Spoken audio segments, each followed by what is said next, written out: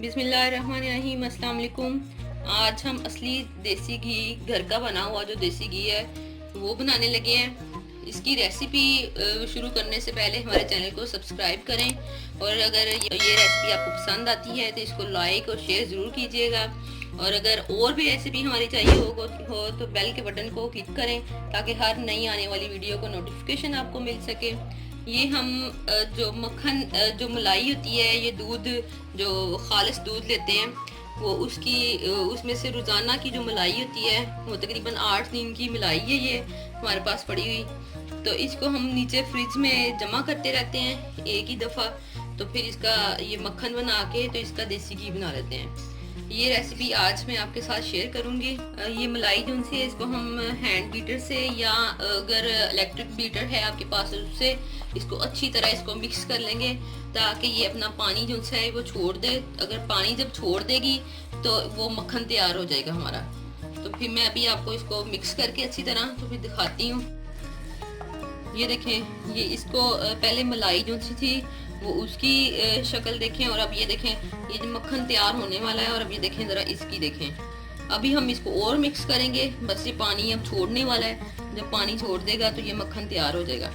जो electric beater है उससे ये होता है कि ज़रा ज़्यादा पतली होती है, इससे इतनी पतली नहीं होगी, आसानी से ये मिक्स हो जाएगी।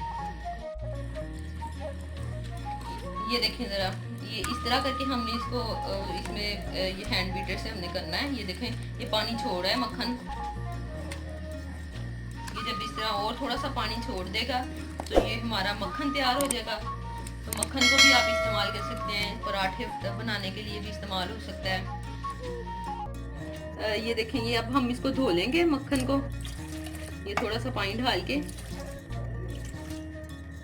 इसको हमने जिस तरह पेड़ा बनाते हैं इसका वैसे बना लेंगे। ये हमारा धुल गया है मक्खन।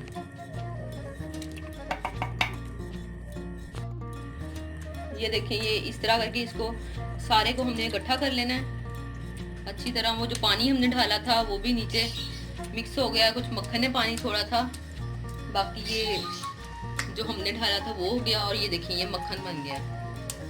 ठीक है, इसको हम पराठे पे लगा के, साग पे, सर्दियों में साग में इस्तेमाल होता है, और भी जिस तरह चाहे आप इस्तेमाल कर सकते हैं मक्खन को। अब हम इसका देसी घी बनाने का तरीका आपको बताएंगे। मक्खन का हमने लिया, उसको हम देसी में इसको पका लेंगे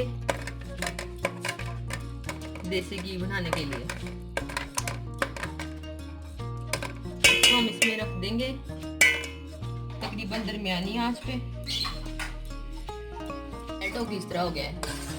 अभी इसी तरह ब्राउन होने लगेगा तो फिर हमारा देसी घी तैयार हो जाएगा। ये देखें, हम देसी घी अब हमारा तैयार है। ये देखें, बस इसको इस तरह ही करना है, ज़्यादा डार्क ब्राउन नहीं होना चाहिए वरना वो जल जाएगा। अब इसको हम ठंडा करके तो किसी बर्तन में डाल के तो आपको दिखाते हैं। ये देसी घी को हमने इस तरह छान लेना है। ये देखें, एक सारा ऑयल जो है ये घी है। ये देखें, ये इसको ही हमने डालना, ये जो अंदर अच्छी तरह।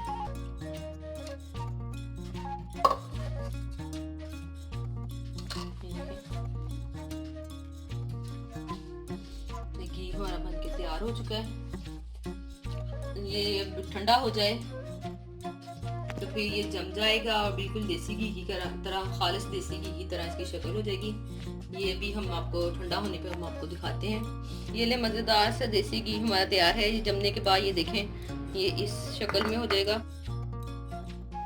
ये असली देसी घी है। इसके साथ ही हमें इजाज़त दीजिए। खुदा हाफिज़।